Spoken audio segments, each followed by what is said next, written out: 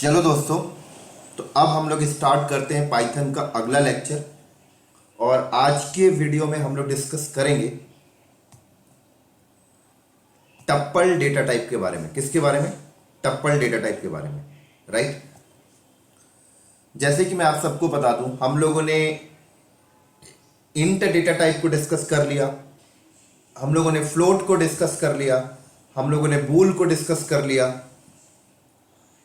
हम लोगों ने कॉम्प्लेक्स डेटा टाइप को डिस्कस कर लिया है, हम लोगों ने str डेटा टाइप को डिस्कस कर लिया है, और लास्ट वाले वीडियो में हम लोगों ने लिस्ट डेटा टाइप को डिस्कस किया था, राइट।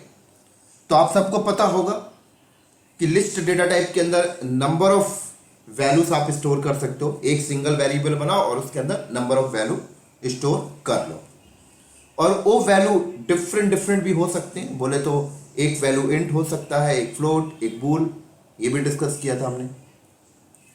उस लिस्ट डेटा टाइप को आप लोग चेंज भी कर सकते थे, मतलब कोई वैल्यू को रिप्लेस करना है तो रिप्लेस भी कर सकते थे, अपेंड भी कर सकते थे, रिमूव भी कर सकते थे। क्लियर? लेकिन आज हम लोग डिस्कस करेंगे टप्पल डेटा टाइप के बारे में। तो इंपॉर्टेंट चीज जो समझने वाली बात है वो समझो। लिस्ट डेटा टाइप और टप्पल डेटा टाइप दोनों एक ही है, बस दोनों में एक चीज का डिफरेंशिएट है। दोनों में एक चीज का डिफरेंशिएट है। क्या डिफरेंशिएट है? डिफरेंशिएट यह है कि लिस्ट डेटा टाइप रीड और राइट दोनों तरीके से काम करता है, लेकिन जो टप्पल डेटा टाइप है ये सिर्फ रीड ओनली मोड पे काम करता है। क्या मतलब है रीड ओनली मोड? समझाता हूं। एक ही डिफरेंशिएट है, बाकी सब कुछ सेम है। देखो, जैसे आपने ये ए नाम का वेरिएबल बनाया, मान लो, है ना, समझना तभी समझ आएगा। ए नाम का वेरिएबल बनाया, ये आपने वैल्यू डाल दी, एक और वैल्यू ऐसे आपने डाल दी,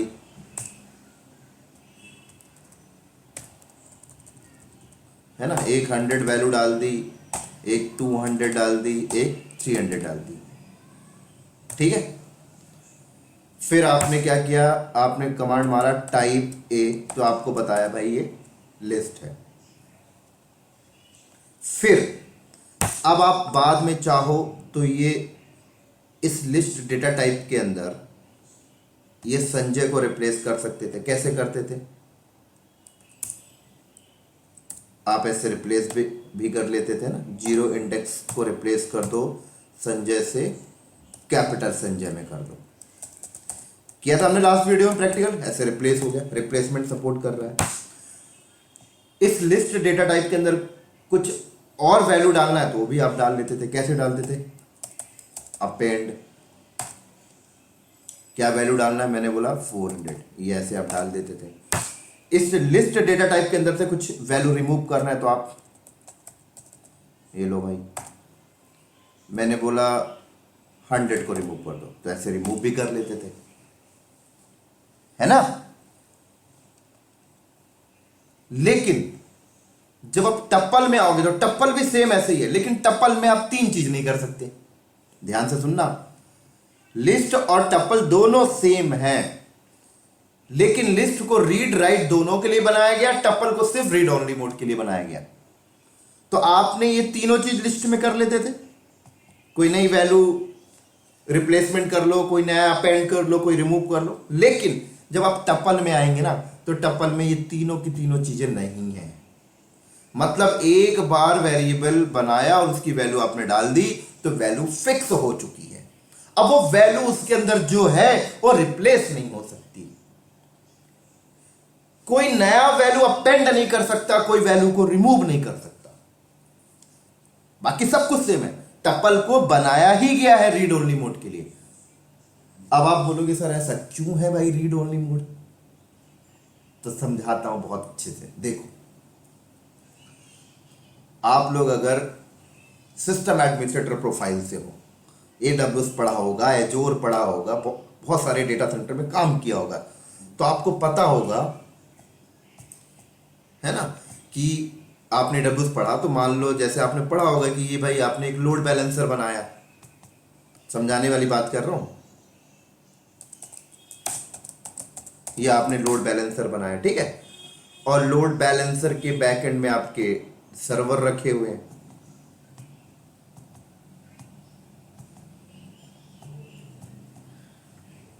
लोड बैलेंसर के बैक एंड में आपके सर्वर रखे हुए हैं, ठीक है, और ये लोड बैलेंसर आपका इंटरनेट से कनेक्टेड हो गया। क्लियर? उसके बाद अब हम देखें तो ये जो लोड बैलेंसर है और ये सर्वर है, ये भी किसी लोकेशन में होगा। मान लो ये लोड बैलेंसर और सर्वर इंडिया लोकेशन में है, ठीक है। अब ये कस्टमर है, ये कस्टमर है,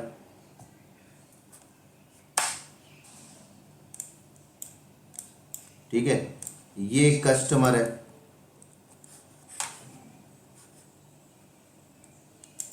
ये कस्टमर है, और ये कस्टमर है।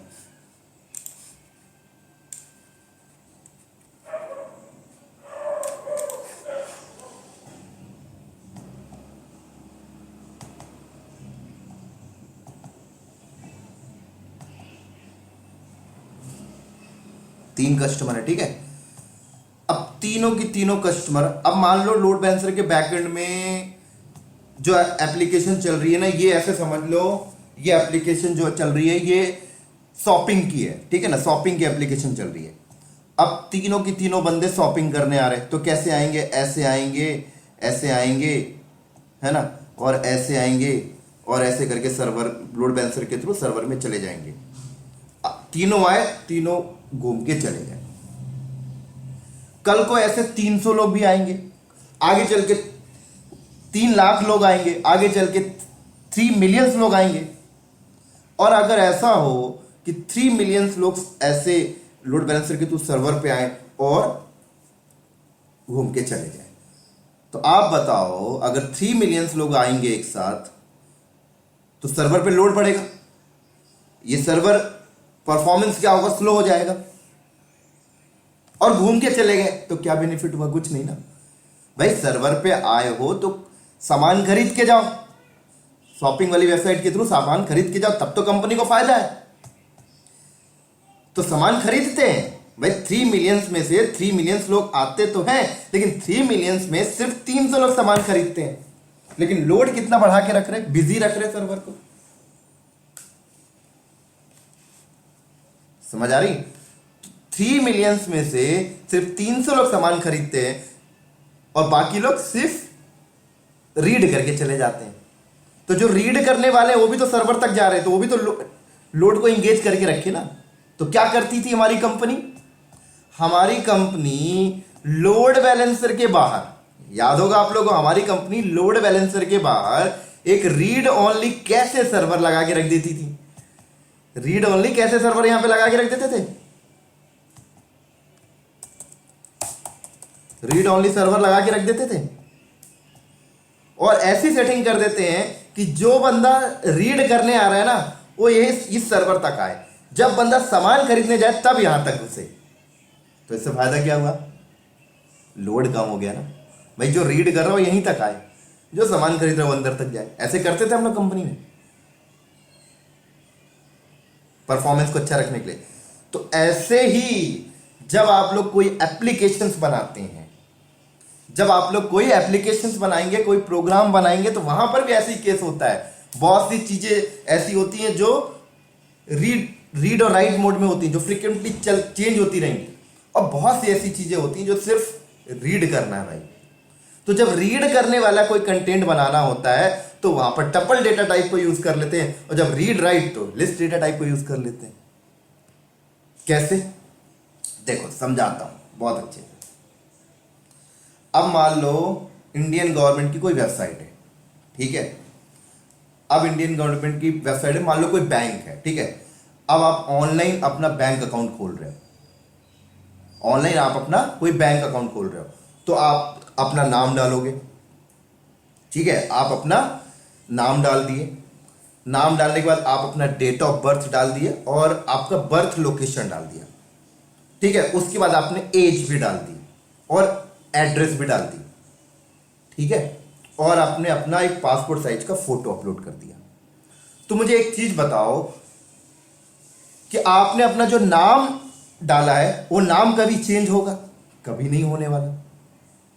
आपका डेट ऑफ बर्थ कभी चेंज होगा? कभी नहीं होने वाला। आपका बर्थ लोकेशन कभी चेंज होगा? कभी नहीं होने वाला। हाँ, अगर आपके एड्रेस कभी चेंज होंगे तो बिल्कुल एड्रेस चेंज होता है। आपने आज ये एड्रेस डाला, कल आप कहीं और चले गए तो आप एड्रेस को अपडेट करवा देते हैं। समझ आ रही है? तो जो आपने नाम डाला वो बैकएंड में टपल डेटा टाइप के साइड चला जाएगा। जो आपने डेट ऑफ बर्थ डाला वो टपल डेटा टाइप के साइड चला जाएगा। जो आपका बर्थ लोकेशन है वो टपल डेटा साइड के साइड तरफ चला जाएगा। और जो आपका एड्रेस है वो लिस्ट डेटा टाइप के साइड आ जाएगा। जो आपका करंट लोकेशन है वो आपका लिस्ट डेटा टाइप के साइड चला जाएगा। ऐसे डिस्ट्रीब्यूट की जाएंगे। क्यों? क्योंकि आप चाहे किसी भी डेटा टाइप में आप जो वैल्यू रखते हैं, चाहे लिस्ट हो या टपल हो, ये पूरा बैकएंड में रैम में जाता है ना। समझ में आ रही? तो रीड ओनली वाला कम रैम यूज करेगा, टपल कम रैम यूटिलाइज करेगा, लिस्ट ज्यादा रैम यूटिलाइज करेगा, तो परफॉर्मेंस भी पीवीएम के ऊपर बढ़ेगा। तो जो रीड वाली है वो टपल में डाल दिए तो पीवीएम के पास परफॉर्मेंस मतलब ज्यादा स्पेस कंज्यूम नहीं करेगा, है ना। समझ आ गई बात?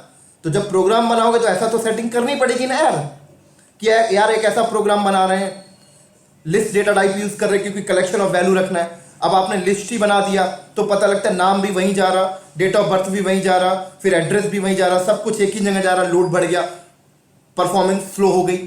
डिस्ट्रीब्यूट करो यार, जो चीजें चेंज नहीं होती उनको अलग रख दो रीड ओनली मोड में, तो टपल यूज करना पड़ेगा। देखो एक और एग्जांपल समझाता हूं।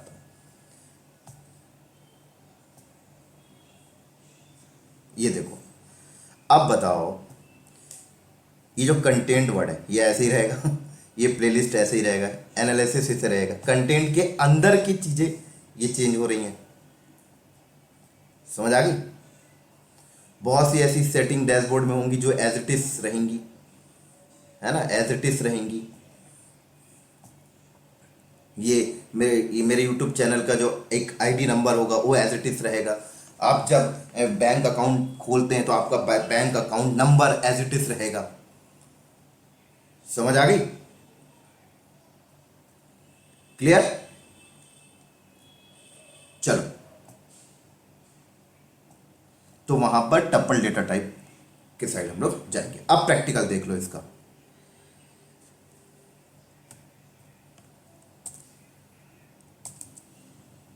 देखो, हाँ एक चीज बता देता हूं, जब आप लिस्ट डेटा टाइप में थे तो यहां पर स्क्वायर ब्रैकेट आप यूज करते थे, ठीक है। टपल में आपको यूज करना पड़ेगा पैरेंथेस, ठीक है, ध्यान रखना। अब देखो, पाइथन सेल में गया, ये लो पैरेंथेस यूज किया 100,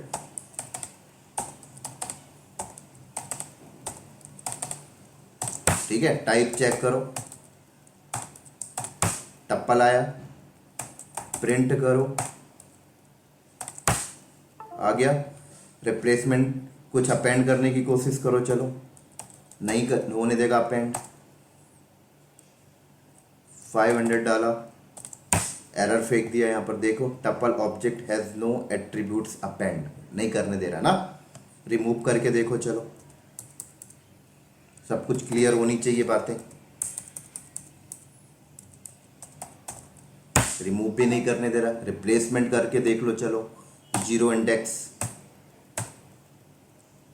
रिप्लेसमेंट, एरर फेंक दिया। हाँ, लेकिन स्लाइसिंग करने देगा आपको, है ना, इंडेक्सिंग करने देगा, स्लाइस करने देगा, ये ऑपरेट करने देगा। देखो करने दिया, ये भी करने दिया, है ना। स्लाइसिंग करने दे रहा है कि नहीं करने दे रहा, वो भी करने दे रहा है। समझ आ गई बात? चल अब एक चीज और देखो, आप लोगों को याद होगा हम लोगों ने लिस्ट एम्प्टी भी बनाया था ना, ऐसे किया था हम लोगों ने, ऐसे करके छोड़ दिया, फिर हम लोगों ने टाइप चेक किया, याद होगा किया था हमने, लिस्ट आ गया, फिर बाद में हम लोग अपेंड कर लेते थे।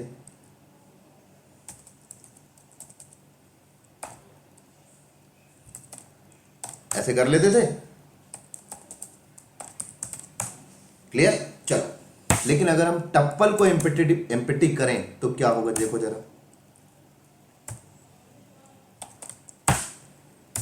ये हमने बनाया, अब टाइप चेक करो, टप्पल आया, प्रिंट करो, यही आ गया, देखो क्लियर। अब इसमें जरा कुछ अपेंड करने की कोशिश करो जरा,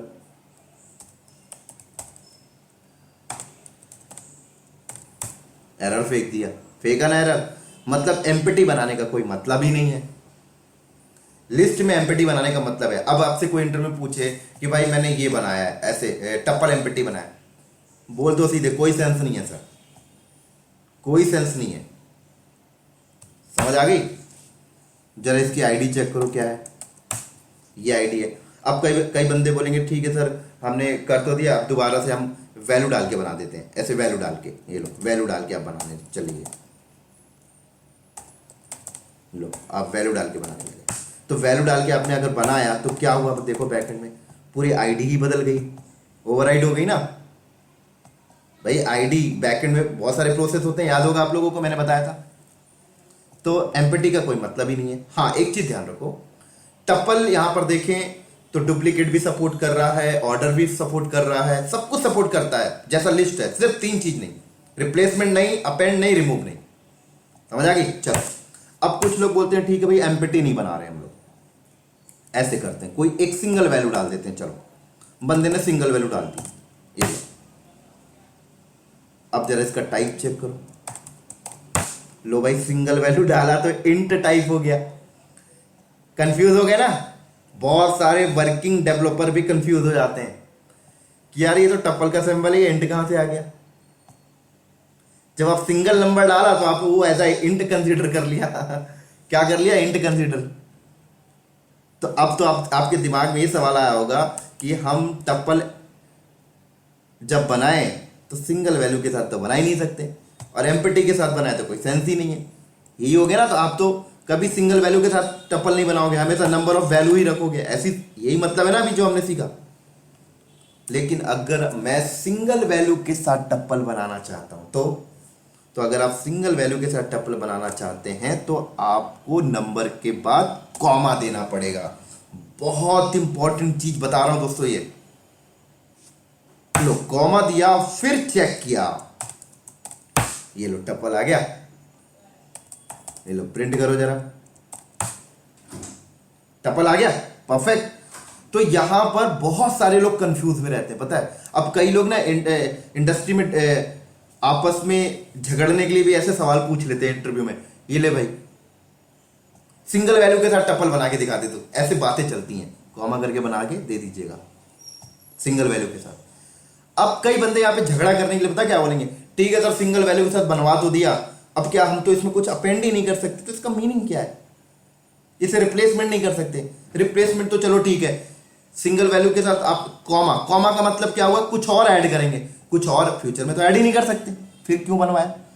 नहीं दोस्तों, कभी कभी इंडस्ट्री में नीड पड़ जाएगी कि टप्पल चाहिए सिंगल वैल्यू के साथ, है ना। अपेंड तो नहीं कर सकते क्योंकि ये रीड ओनली है, नहीं तो हो जाता, और अपेंड हो जाता तो फिर रीड ओनली नहीं कहलाता। समझ आ गई बात। उम्मीद करता हूं सारी चीजें आपको समझ लग गई होंगी, क्लियर हो गया दोस्तों। चलो, तो क्या क्या समझ में आ गया आप लोगों को टप्पल और लिस्ट के बारे में। लिस्ट और टप्पल एक ही है, लिस्ट को रीड और राइट दोनों के लिए यूज कर लिया जाता है, टप्पल को रीड ओनली के लिए करते हैं। रीड ओनली का क्या बेनिफिट होता है पूरा समझा दिया यहां पे लोड बैलेंसर के साथ, प्रोग्रामिंग मेथड में बता दिया, बाकी सब कुछ सेम है। डुप्लीकेसी यहां पर भी अलाउ कर रहा, डुप्लीकेसी लिस्ट में भी अलाउ है, टप्पल में भी अलाउ है, ऑर्डर लिस्ट में भी है, टप्पल में भी है, सब कुछ वैसे ही है, सिर्फ चेंजेस कहां पे है, रिप्लेसमेंट, अपेंड, रिमूव। समझ आ रही। तो टप्पल में एक बार जो वैल्यू डाल दिया वो फिक्स हो गई, वो चेंज नहीं होगी। लिस्ट में जो एक बार वैल्यू डालती है वो चेंज होती रहती है। ठीक है, चलो बाय बाय, नेक्स्ट वीडियो में मिलते हैं बहुत ही जल्दी अगले डेटा टाइप के साथ। तब तक दोस्तों बाय बाय।